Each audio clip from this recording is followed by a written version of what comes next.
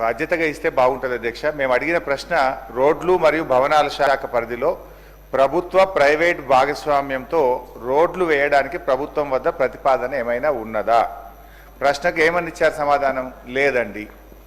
ఇది budget book, గౌరవనీయులు బట్టి విక్రమార్క గారు మొన్న అసెంబ్లీలో పెట్టిన బడ్జెట్ బుక్. ఇందులో ఏం చెప్పారంటే అధ్యక్ష,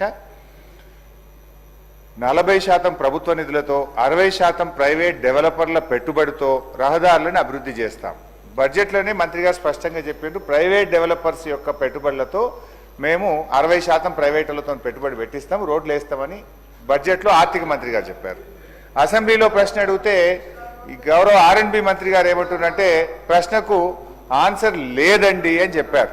లెట్ మీ క్వశ్చన్, అన్ని క్వశ్చన్లు కలిపి ఆన్సర్ చేయమనండి సార్. అరే ఇంత ఒప్పుకోలేకపోతే ఎట్లా సార్? మనుషులకు కొద్దిగా కూర్చోమనండి. Let me ask the questions. అంత ఒప్పుకోలేకపోతే ఎట్లా?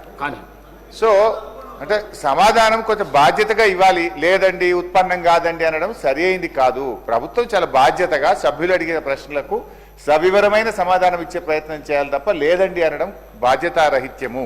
ఒకటి. రెండు అధ్యక్ష, ఈ హ్యామ్ మోడల్లో 40-60 ప్రభుత్వం 40, ప్రైవేటు 60% అని చెప్పారు బడ్జెట్లో. అయితే అధ్యక్ష నిన్న మంత్రి గారేమో ఇక్కడ మాట్లాడుతూ 60 గవర్నమెంట్ అన్నారు. బట్టి గారి బడ్జెట్ బుక్లోనేమో 60 ప్రైవేట్ అని ఉన్నది. బడ్జెట్ బుక్లో 60 ప్రైవేట్ అని ఉన్నది. నిన్న R&B మంత్రి గారు ఇదే సభలో మాట్లాడుతూ 60 గవర్నమెంట్ అన్నారు. ఇది ఏది క్లారిటీ? బట్టి గారిది కరెక్టా, గౌరవనీయులు వెంకటరెడ్డి గారిది కరెక్టా? క్లారిఫై చేయండి. నంబర్ 2. నంబర్ 3, సరే 60% ప్రైవేట్ వాళ్ళు పెట్టాలంటే 16,800 కోట్ల రూపాయలు. ఈ 16,800 కోట్ల రూపాయలు మరి ప్రైవేటు కాంట్రాక్టర్లు పెట్టుబడి పెడితే ఇది ఎన్ని సంవత్సరాల్లో చెల్లిస్తారు, ఎంత వడ్డీతో చెల్లిస్తారు, ఈ ఆర్థిక భారాన్ని రాష్ట్ర ప్రభుత్వం మీద 10 ఏళ్లు పడితే ఇది FRBM పరిధిలోకి వస్తుందా? మరి రాష్ట్ర ప్రభుత్వం ఎవ్రీ ఇయర్ దీనికి బడ్జెట్ పెడితే మెయింటెనెన్స్కి మళ్ళా బడ్జెట్ అవసరం ఉంటుంది. ఇది రాష్ట్రం మీద ఓ 10 ఏళ్ల పాటు మీరు భారం వేయబోతున్నారా? దీని మీద క్లారిటీ ఇవ్వండి. తర్వాత ఈ రోడ్స్ను ఏ రకంగా ఎంపిక చేసినారు? What is the methodology in selecting these roads either in the Panchayat Raj in R&B? మీరు ఈ హ్యామ్ మోడల్లో చేసేటువంటి రోడ్లను ఏ ప్రాతిపదికన ఎంపిక చేస్తున్నారు? దీంట్లో శాసనసభ్యుల భాగస్వామ్యం ఉందా? అందరూ, ఎందుకంటే BRS ప్రభుత్వం ఉంటే అధ్యక్ష రాష్ట్రంలో మిషన్ కాకతీయ చెరువులు చేయాలంటే రాష్ట్రంలోని ప్రతిపక్ష, విపక్ష, స్వపక్ష లేకుండా అన్ని చెరువులు చేశాం. అన్ని మండలాలకు డబుల్ లైన్ రోడ్ అంటే ఏ పక్షమన్న కానీ అన్ని మండలాలకు డబుల్ లైన్ రోడ్ వేశాం. అయితే ఈ హ్యామ్ మోడల్లో మీరు 28,000 కోట్ల రూపాయలతో రోడ్లు వేస్తామన్నారు. ఈ రోడ్ల ఎంపిక ఏ ప్రాతిపదికన చేస్తున్నారో గౌరవ మంత్రి గారు సమాధానం చెప్పాలని కోరుతున్నారు. కాయలని మా మీద బుద్ధి చల్లే ప్రయత్నమే చేస్తూ ఉన్నారు అధ్యక్ష. మా రిక్వెస్ట్ ఏంటంటే government is a continuous process. 2014-15లో BRS ప్రభుత్వం వచ్చినాడు. ఇదే కాంగ్రెస్ ప్రభుత్వం మాకు కూడా 2,000 కోట్ల రూపాయల ఫీజు రీఎంబర్స్మెంట్ బకాయిలు మాకు పెట్టిపోయారు. ఆ రోజు 2,000 కోట్లు బకాయిలు పెట్టిపోతే మేము ఆ రోజు చెల్లించాం. మేము మీలాగా బకాయిలు పెట్టిపోయారు మేము ఇవ్వము అని అనలేదు అధ్యక్ష. Government is a continuous process అని చెప్పి ఆ రోజు 2,000 కోట్ల రూపాయల బకాయిలు BRS ప్రభుత్వం చెల్లించింది. ఇక రెండో విషయం అధ్యక్ష, BRS హయాంలో అసలు ఫీజు రియంబర్స్మెంట్ ఇవ్వనే లేదు, జరగనే లేదు అనేటువంటిది పూర్తిగా సత్యదూరమైనటువంటిది. మేము పెద్ద నోట్ల రద్దు లాంటి ఒక ఆర్థిక మాంద్యాన్ని ఎదుర్కొన్నాము.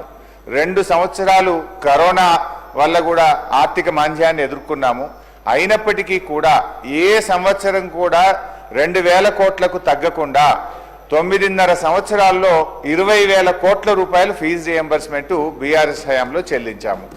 సో మా రిక్వెస్ట్ వల్ల కూడా ఇవాళ కాలేజీలు, డిగ్రీ కాలేజీలు, జూనియర్ కాలేజీలు ఇప్పటికే రాష్ట్ర వ్యాప్తంగా మూతపడ్డాయి అధ్యక్ష. సగానికి సగం మూతపడ్డాయి అధ్యక్ష. వాళ్ళకి ఏమవుతుందంటే అధ్యక్ష, కరెంట్ బిల్ కట్టకపోతే కట్ అయిపోతుంది, మున్సిపల్ ట్యాక్స్ కట్టకపోతే కట్ అయిపోతుంది, వాటర్ బిల్లు కట్టాల్సిందే, ఉద్యోగులకు జీతాలు ఇవ్వాల్సిందే. ఇప్పుడు 2 ఏళ్ళు 15 నెలలు 2 ఏళ్ళు ఒక్కసారి వరుసగా బిల్లులు రాకపోతే అధ్యక్ష కాలేజీలన్నీ కూడా ఆగమైపోయేటువంటి పరిస్థితి ఉంది. ఫైనల్ ఇయర్ స్టూడెంట్స్కు సర్టిఫికెట్లు రాక పిల్లల విద్యా సంవత్సరాన్ని కూడా కోల్పోయే పరిస్థితి ఉంది. ఇక్కడ ఒక విషయం కూడా సీతక్క గారు మా హయాం అన్నారు.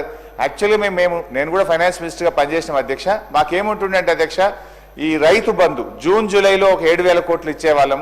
నవంబర్ డిసెంబర్లో 2వ విడత రైతు బంధు 7,000 కోట్లు ఇచ్చేవాళ్ళం. ఎప్పుడైనా నేను కూడా డిసెంబర్లో మీటింగ్ పెట్టి జనవరి, ఫిబ్రవరి, మార్చ్ ఈ 3 నెలల్లో ఫీజు రియంబర్స్మెంట్ ఇచ్చేవాళ్ళం. ఎందుకంటే 2 సార్లు రైతు బంధు పోయినప్పుడు ఫైనాన్స్ మీద కొంత ఒత్తిడి ఉండేది. 2వ విడత రైతు బంధు అయిపోయిన తర్వాత జనవరి, ఫిబ్రవరి, మార్చ్ నెలల్లో ఎప్పుడైనా ఫీజు రియంబర్స్మెంట్ ఇద్దాం. మీరు వచ్చారు, అప్పుడు ఎగ్జాక్ట్గా అదే టైంలో మీ గవర్నమెంట్ వచ్చింది. కానీ పోయిన జనవరి, ఫిబ్రవరి, మార్చిలో ₹1 కూడా ఇవ్వకపోవడం వల్ల ఇవాళ ఇది పేరుకుపోయిన పరిస్థితి ఏర్పడ్డది. సో నేను అనేది ఒకరి మీద ఒకరు చేయడం కాదు, కానీ విద్యార్థుల భవిష్యత్తు, లక్షలాది మంది విద్యార్థుల భవిష్యత్తును దృష్టిలో పెట్టుకొని, కాలేజీలను భవిష్యత్తును దృష్టిలో పెట్టుకొని దయచేసి ఈ జనవరి, ఫిబ్రవరి, ఇప్పుడు ఈ మార్చి నెలాఖరులో ఉన్నాం కనుక ఈ ఒక 2,000 కోట్లన్నా మినిమం వెంటనే ఇవ్వగలిగితేనే ఆ కాలేజీలు, ఆ పిల్లలు బయటపడే పరిస్థితి ఉంది. అధ్యక్ష, మన సీతక్క గారు ఒక 800 కోట్లు ఇచ్చామన్నారు. ఇవన్నీ కూడా కేంద్ర ప్రభుత్వం నుంచి ఎస్సీ ఎస్టీ కాంపోనెంట్ కింద ఢిల్లీ నుంచి ఏవైతే డబ్బులు వచ్చినాయో అంతవరకు పాస్ ఆన్ చేసిండ్రు.